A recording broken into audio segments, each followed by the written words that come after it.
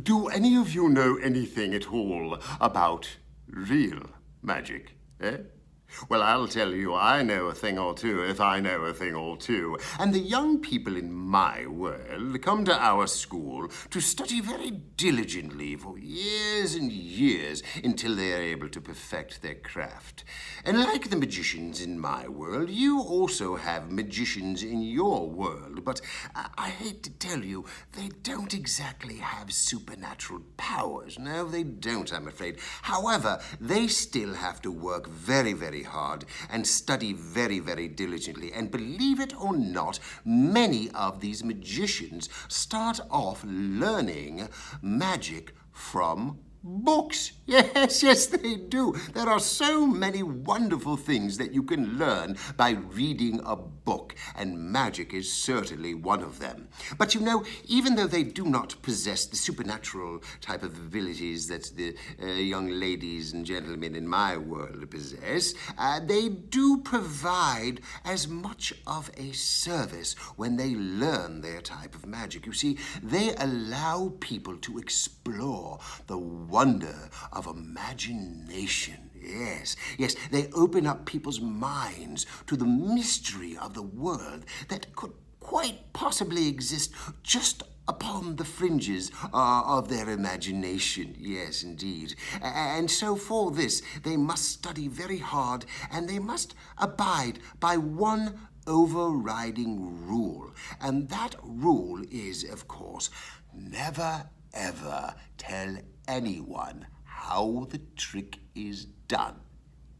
Now, they don't do this simply to go, I know something you don't know, ha, ha, ha, because that wouldn't be very polite at all. No, of course not. No, they do it because if they were to disclose the methodology behind the secrets, you see, it would ruin the secret. Yes, and there would be a little less magic in the world. Indeed, there would, and that would be a very, very sad day. Yes. And so I thought today, with your kind permission, as always, I would teach you a magic trick for you to amaze and delight your family and friends. Would you like that? Ah? Yes, I thought you would. But like the rest of the magicians in your world, you must swear a solemn oath to preserve the secrecy that I bestow upon you today. Can you do that? Can you make that promise? Eh? Excellent. So I must ask you to raise your right hand.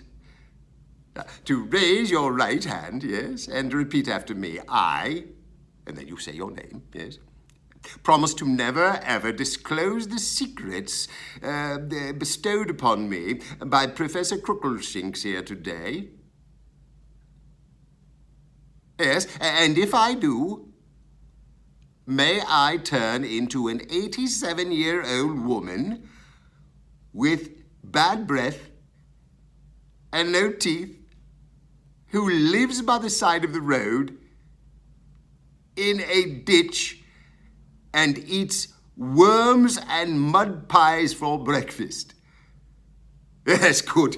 Now you have sworn the solemn oath, and I will hold you to it. Yes, I will. I promise you that. Now, I would like to show you a few cards here, you see. And as you can tell, if you look very closely, they're very, very old cards, and they have seen many a moon.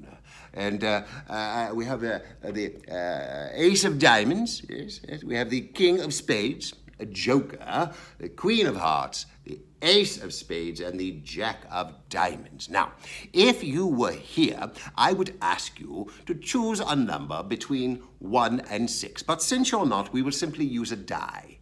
A die, yes? One dice is called a die. Did you know that? Yes. I'm going to roll the die, all right, randomly. So we choose a number between 1 and 6, and we have the number 2. 2. Yes. So, in order to arrive at 2, we spell... How do you spell 2? Who knows how to spell it?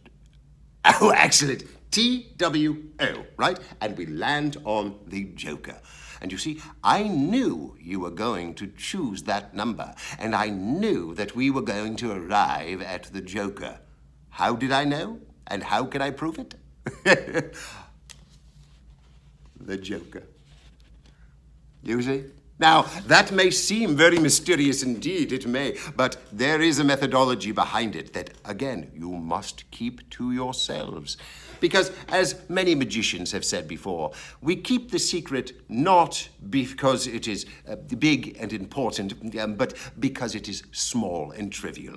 Honestly, the explanation behind it is not nearly as interesting as the magic that you portray by not disclosing it. So, you see, the number was 2, T-W-O. What if it was 1? Well, then we just count O and E. What about 3? Oh, 1, 2, 3. Oh, no. Now we're in the thick of it. What about 4? Well, then we just start on the other end with 1, 2, 3, 4. If you wish to spell it, F-O-U-R. 5. We spell it again. F-I-V-E. And 6.